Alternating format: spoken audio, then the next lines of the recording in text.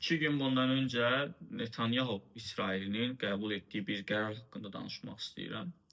Ümumiyyətlə, gəlin başdan başlayaq. Azərbaycan Ermənistan arasında biz artıq sülh müqaviləsi imzalamağa hazırlaşırıq və iki dövlət, həm iki dövlətin liderləri, həm Azərbaycan Respublikasının prezidenti İlham Əliyev, həm də Ermənistan baş naziri Nikol Paşinyan artıq bu sülh məsələsi haqqında demək olar ki, hər dəfə pozitiv açıqlamalar verirlər, hər dəfə sülhə daha bir addım yaxınlaşması haqqında bəyanatlar verirlər. Və gözlənilən budur ki, yaxın aylarda, bəlkə də növbəti bir ildə Azərbaycan və Ermənistan arasında sülh sazişi imzalansın, sülh müqaviləsi bağlansın və ən əsası da budur ki, artıq ortada hərarətli bir atmosfer yoxdur. Ortada hər hansısa bir problemli bir məsələ, bugün çox da yəni problemli bir məsələ görünmür.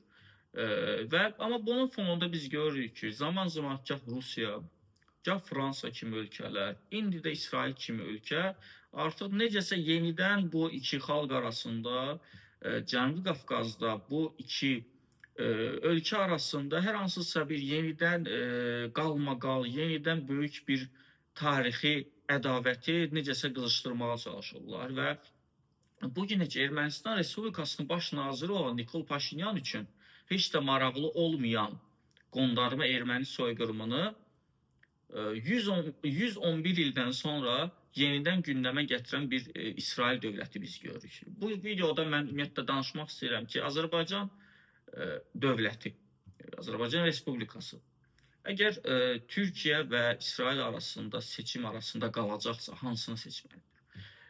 Mənim şəxsi rəyim budur ki, bizim ümumiyyətlə belə bir seçimimiz yoxdur. Biz Azərbaycanlılar olaraq, Azərbaycan dövləti olaraq, Azərbaycan bir respublika olaraq, müstəqil bir respublika olaraq heç bir zaman Türkiyə və İsrail arasında seçim arasında qala bilməz və qalmamalıdır. Bu, ümumiyyətlə, hətta müzakirə mövzusu belə olmamalıdır. Bizim Azərbaycan dövlətinin bir təbii müttəfiqi var. Bizim qan bağı olan qardaşlarımız, bizim dilimiz, dinimiz, etnik mənsubiyyətimiz böyük bir anlamda. Təbii ki, Azərbaycanda digər etnik qruplar da var, amma Azərbaycan Türk dövlətidir. Və bizim bir təbii müttəfiqimiz var. Və bu həm də mənəvi, həm də tarixi köklərə söykənmiş bir müttəfiqlikdir. Fərqi yoxdur Türkiyədə iqtidarda hansı partiya olacaq, fərqi yoxdur Türkiyədə hakimiyyətdə hansı lider olacaq və fərqi yoxdur Azərbaycanda iqtidarda kimlər təmsil olunacaq və yaxud da ki, Azərbaycanın prezidenti kim olacaq. Bu çox da bu məsələdə önəmli deyil. Önəmli olan Azərbaycan və Türkiyə qardaşlığıdır. Azərbaycan və Türkiyə xalqlarının bir millət, dini, dili, etniki bir olan, mədəniyyəti bir olan və dövlət kimliyi bir olan bu iki dövlətdir. Bizim ümumiyyətlə Türkiyədən başqa hər hansısa Türkiyəni biz heç bir dövlətlə müqayisə edə bilmərik. Bəli, bizim dost ölkə kimi İsraillə münasibətlərimiz çox yaxşı olub, necə ki hələ də yaxşıdır, bəli, olub, yəni keçmiş zamanda onu ifadə etmirəm. Ən azından İsrail dövlətinin bu yaxınlarda qəbul etdiyi bu qərara qədər. Azərbaycan dövləti İsrailə çox yaxşı münasibətləri olub. Azərbaycan İsrail üçün çox əhəmiyyətli bir dövlətdir bu regionda. İsrail də Azərbaycan üçün çox əhəmiyyətli bir ölkədir dünyada. Biz ümumiyyətlə dünyadakı mediaların gücünü, ümumiyyətlə böyük media sponsorlarının arxasında hansı güclərin olduğunu yəqin ki, çox adam bilir və həm Azərbaycanın Vətən müharibəsi dövründə İsrailin bizim xüsusilə də dünya mediasındakı təqdimatımız, Azərbaycanın haqlı mübarizəsinin orada təqdimatında təbii ki, burada İsrail dövlətinin də rolu olub və biz buna görə onları təqdir edirik. Təşəkkür də edə bilərik hətta. Amma Azərbaycanın da bu regionda İsrail üçün xüsusi əhəmiyyəti var. Azərbaycanda müəyyən qədər hətta etnik olaraq və dini olaraq Yahudilər yaşayır və biz onları da təbii ki, bütün Azərbaycanlılar kimi, necə ki, burada Talışlar, Ləzgilər, Türklər, Avarlar, Tatlar, Udinlər və s. və ilaxır millətlər yaşayır. Hətta ermənilər də Bakıda, Sumqayıtda yaşayıb, Abşeron yarımadasında xüsusilə, yəni daha çox yayın. Və həmçinin də burada bizim dağ Yahudilərimiz də var ki, onlar da bizim vətəndaşlarımızdır və biz onları özümüzdən ayırmırıq. Ona görə İsrail üçün də Azərbaycan xüsusi əhəmiyyətə malik bir ölkədir. Həm region baxımından, həm də burada onların da soydaşları yaşayır, amma bizim vətəndaşlarımız olan soydaşları yaşayır. Həm də təbii ki, dünya üzərində İsrailin də Azərbaycan üçün xüsusi bir əhəmiyyəti var. Amma İsrail bizim üçün Türkiyə ilə tərəziyə qoyulacaq. Ümumiyyətlə Türkiyə Azərbaycan üçün heç bir ölkə ilə tərəziyə qoyulacaq bir ölkə deyil. Və bizim üçün Türkiyə tamamilə ayrı bir mövzudur. Biz İsraili müqayisə edə bilərik İranla, necə ki, onlarla da bizim tarixi bağlarımız var, qonşuluğumuzdadırlar. Yəni biz buradan gedəsi deyilik, İranlılar buradan gedəsi deyil. Və yaxud da biz İsraili müqayisə edə bilərik Gürcüstanla. Gürcüstan da bizim dost dövlətimizdir, bizim qonşularımızdır. Bizim Gürcüstanda 100 minlərlə soydaşımız yaşayır.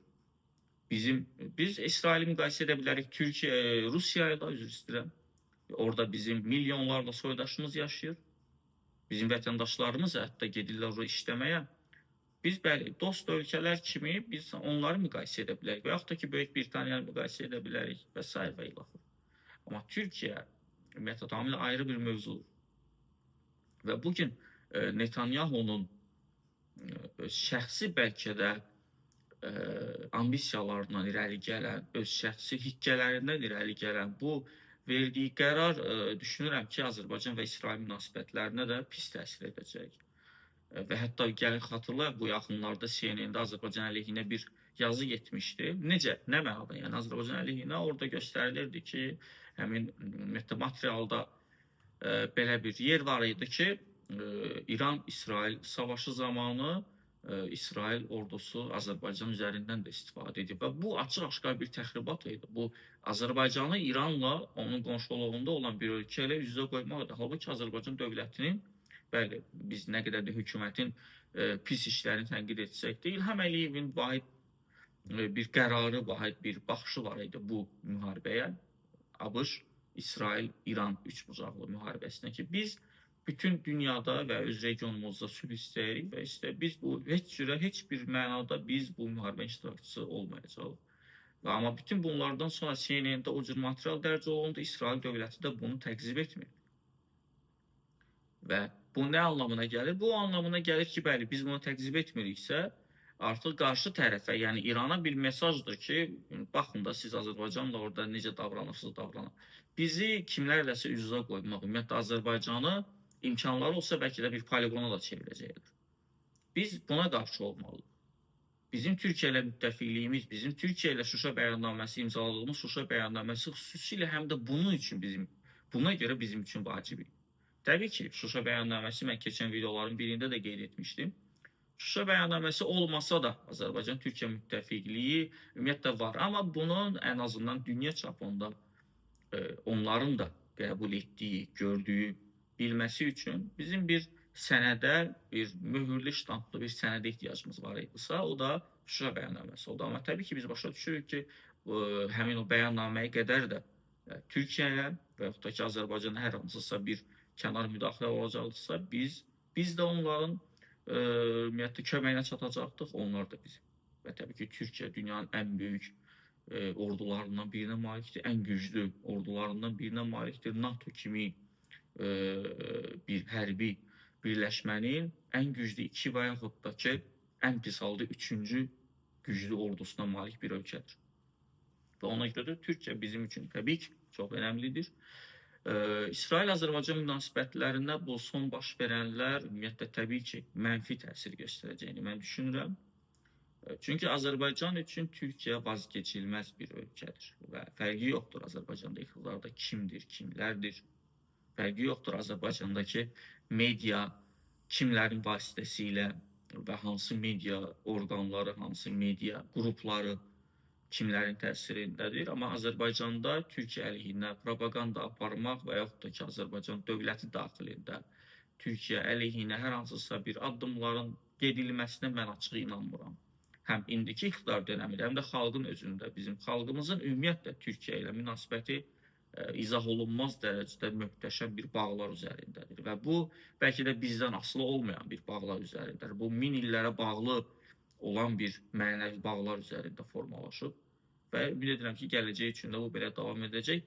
Amma hər halda yenə də görək, ümumiyyətlə İsrail dövləti bəlkə də bir geri addım atdı, bəlkə də sağlam düşüncə nəticəsində, sağlam analizlər nəticəsində yanlış qərar qəbul etdiklərinin, yanlış addım atdıqlarının fərqinə vardılar və onlar bu məsələdə geri çəkildi. Təbii ki, onlar geri çəkilsələr, Türkiyəyə yönəlik hər hansısa bir yanlış qərar qəbul edilməsə, Azərbaycan-İsrail münasibətlərinin də mən düşünürəm ki, əvvəlki kimi dost çərçivəsində qalacağına mən ümid edirəm.